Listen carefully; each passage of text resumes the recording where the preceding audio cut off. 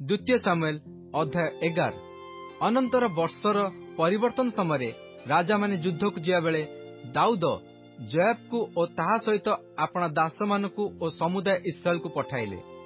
तैरे से माने अमन संतान मानकु संहार करी रब्बा नगर अवरोध कले। मात्र दाऊद जेरुसालेम रे रहिले।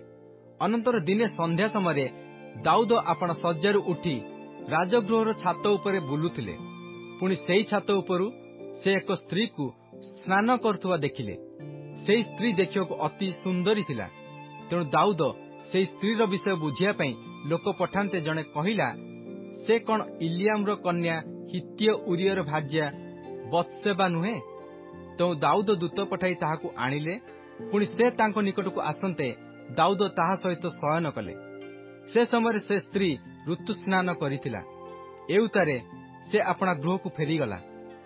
अनंतर से स्त्री गर्भवती हुंते दाऊद निकटकु लोक पठाई जणाई कहिला, मु गर्भवती होइअछि। तो दाऊद जोआब निकटकु लोक पठाई कहिले, हित्य उरिय को मो कतिकी पठाई दियो। तैरे जोआब उरिय को दाऊद कतिकी पठाई देला। तेणु उरिय उपस्थित हुंते दाऊद ताहाकु जोआबर कुशल वार्ता और लोकमानकर कुशल वार्ता और युद्धर कुशल वार्ता पचारले। पुणी दाऊद उरिय को कहिले, अपना गृह को जाई पाद प्रक्षालन कर। तैरे उरिय राजगृहरु बाहरी गला। पुणी ता पछे पछे राजांको निकटरू खाद्यद्रव्य गला।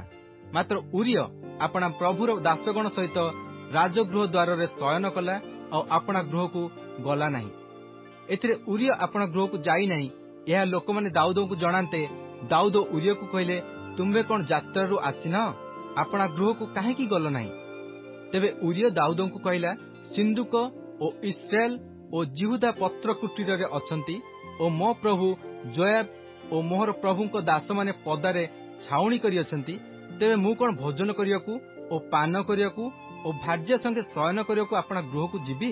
आपण जीवित और आपण को प्राण जीवित थिबा प्रमाणे मु एक कथा करिवि नाही। एथिरे दाऊद उरिय को कहिले, आजि मध्य एठारे थाओ, मु काली तुमको विदाय करिवि। तो उरिय से दिन और परदिन जेरुसालेम रे रहिला। आ दाऊद ताहाकु निमंत्रण करन्ते से तांको सम्मुखरे भोजन पान कला। पुणी दाऊद ताहाकु मत्त कराइले। तथापि संध्या काले से अपना प्रभुर दासगण सहित अपना सज्जारे शयन करियाकु गला। मात्र अपना गृह को गला नहीं। एणु दाऊद सकाळे जोआब निकटकु पत्र लिखि उरिय हातरे ताहा पठाइले।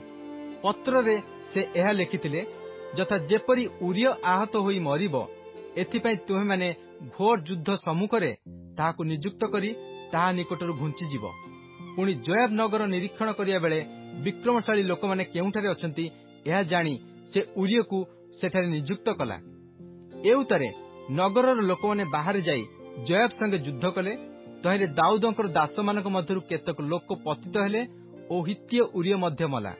तेबे जोआब लोक पठाई दाऊदंकु युद्धर समस्त कथा जणाइला। पुणी दूत को आज्ञा देई कहिला, तुम्हे राजा को युद्धर समस्त कथा जणाइला उतारे जेबे राजांकर क्रोध उठे और से तुम्हकु कहंती, काहेकि तुम्हें युद्ध करिया पई नगरर एते निकटकु गल? से माने प्राचीररु बाण मारिए बोली कोन तुम्हें जानिलो नहीं? जिरु देशतर पुत्र अबिमेलेक को किए मारिला? जणे स्त्री प्राचीररु ताहा उपरकु चक्की उपरपट पकान्ते से कोन तेबेसरे मला नहीं? काहेकि तुम्हें प्राचीरर एते निकटकु गल? तेबे तुम्हे कहिबो, आपणक दास हित्य उरिय मध्य मरिअछि। तहिरे सेई दूत प्रस्थान करी जोआब जही पाई ताहाकु पठाइथिला से समस्त दाऊद को जाई जणाइला।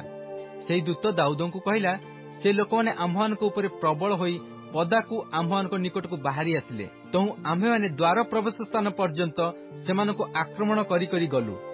एथिरे धनुर्धर माने प्राचीररु आपणक दास मानक ऊपर बाण निक्षेप कले। तो महाराजंकर केतक दास मले और आपणक दास हित्य उरिय मध्य मला।